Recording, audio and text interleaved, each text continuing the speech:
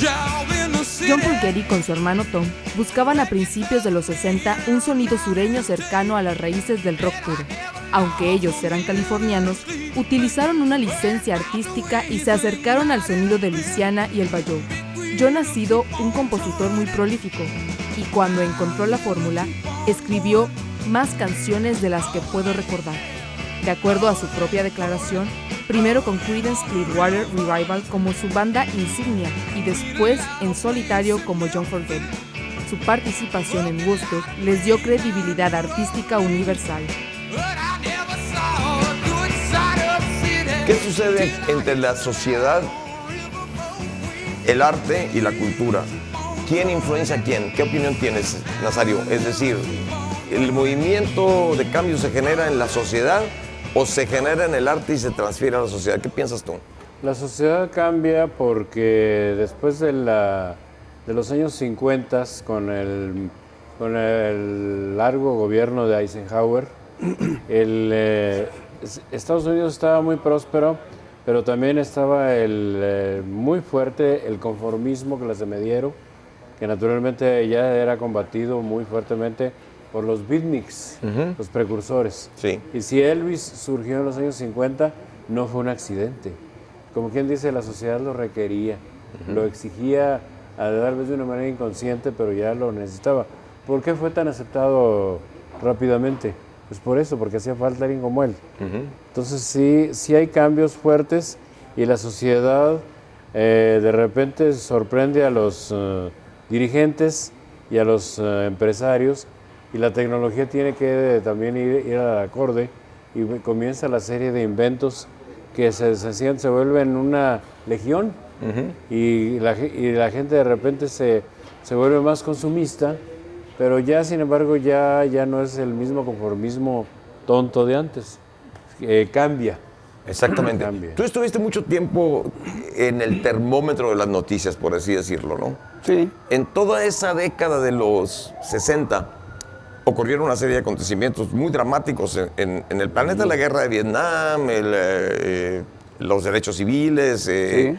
los Beatles, los Rolling Stones, los Power Trios que ya mencionamos. ¿Cómo lo recuerdas tú en el sentido, es decir, cómo la sociedad se va adaptando a estos movimientos que en un momento determinado pueden parecer agresivos hacia el status quo, ¿no?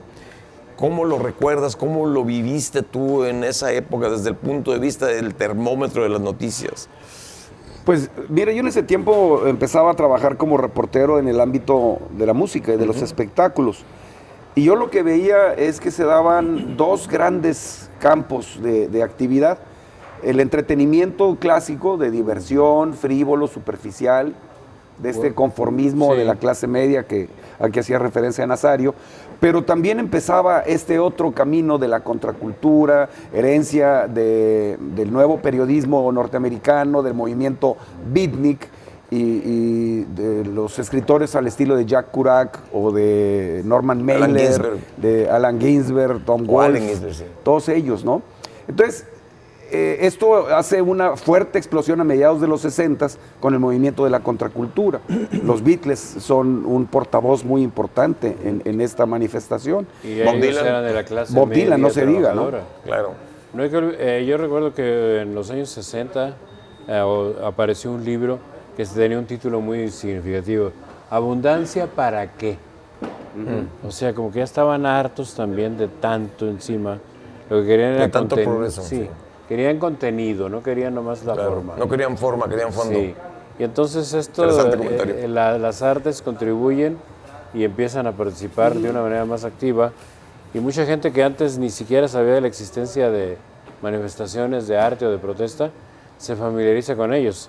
A mí no se me olvida cuando en una casa de vecindad estaban viendo las personas estas que no tenían más educación que la primaria, el sepelio de John F. Kennedy.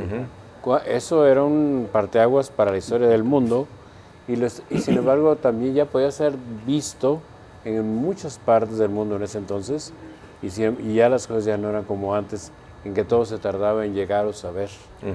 Yo creo que otra cosa importante fue que la juventud empezó a tener un papel preponderante, sobre todo al ver y al detectar que había cosas que no estaban bien, aunque sus papás les dijeran que estaban bien. Claro. El inicio de la guerra de Vietnam, que se da desde la década de los 40, en su génesis, pero que se recrudece fuertemente en la década de los 60, el temor en la Guerra Fría a un holocausto nuclear, el que hayan matado a su presidente, que era un personaje altamente admirado, en este caso John Kennedy.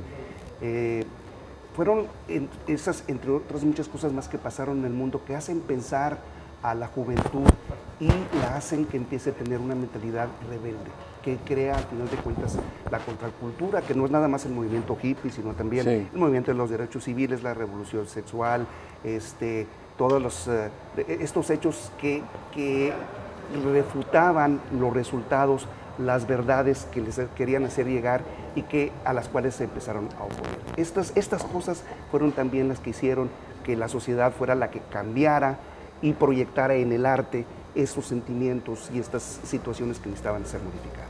Y era el arte creado por los llamados baby boomers, que nacidos todos en los 40 a fines de la Segunda Guerra Mundial, y que naturalmente piden un mundo diferente, es decir, ya basta de guerras, ya basta de tonterías, y aquí es cuando en México surge todo el descontento que desemboca en el 68, es decir, ya tenemos carreras profesionales, ya tenemos buenos trabajos, ya tenemos más oportunidades, pero ahora queremos más libertad y más democracia, y ahí es donde el gobierno reacciona y choca contra ellos. En ese tiempo el gobierno nos decía que eran ideas exóticas. Sí, y sobre todo se condenaba a los profetas de la destrucción, Marcuse y todas esas gentes, y sus libros sí se publicaban. Me acuerdo que un joven declaró, dijo, ahí estoy leyendo esos libros tan aburridos, ¿y por qué los estoy leyendo? Pues es que Díaz Ordaz los condenó. El escándalo que armó en México Erich Fromm, apoyando la aplicación del psicoanálisis y otras técnicas. Fue también el monje aquel, monje aquel que era, ¿cómo se llama? Le Mercier. Que ahí en su convento que aplicó el psicoanálisis. Es correcto. Sí. Y hasta otras técnicas muy discutidas. Sí.